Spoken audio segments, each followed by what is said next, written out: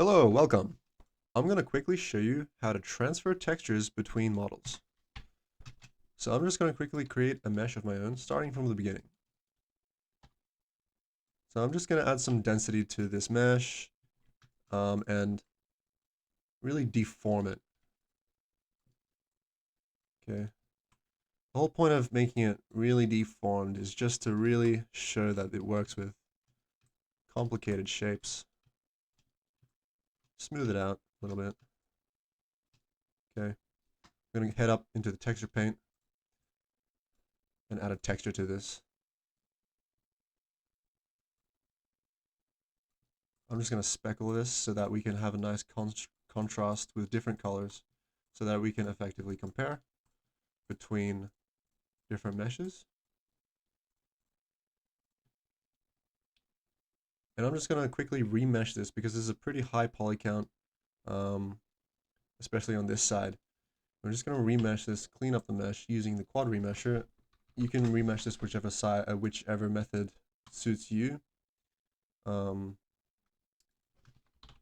going to rename the original to source and the new mesh, the retopologized mesh, to destination. Okay.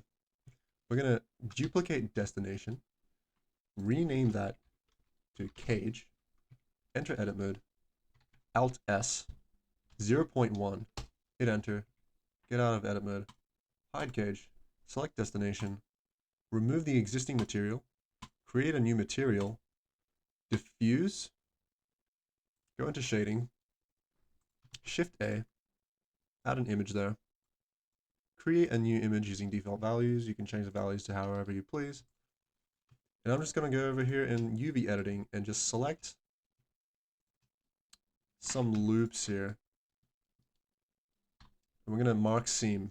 Press U and mark seam. Okay. Then I'll select all, pressing A. U, unwrap. I don't like the way this mesh looks. There's a high density of vertexes here. Okay. So we're just going to quickly add a couple more seams here. And that should fix it. That looks better. There's a little bit of density here, but it should be fine. This is now ready to transfer texture. So we're going to head over to the renderer here, clicking this camera over here. Change the render engine to cycles. Go into bake down here. Change the bake type to combined, from combined to diffuse. Deselect direct and indirect.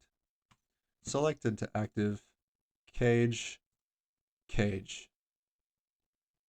The last thing you want to do is select source first and then destination last. You want both of these to be active and then hit bake.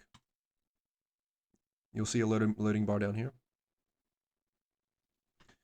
And there you have it. You have successfully transferred mesh. Now, there is a slight discoloration here. So we'll quickly fix that by going into the material of the destination, changing it back to principled, and just reintroduce that image texture that we had earlier.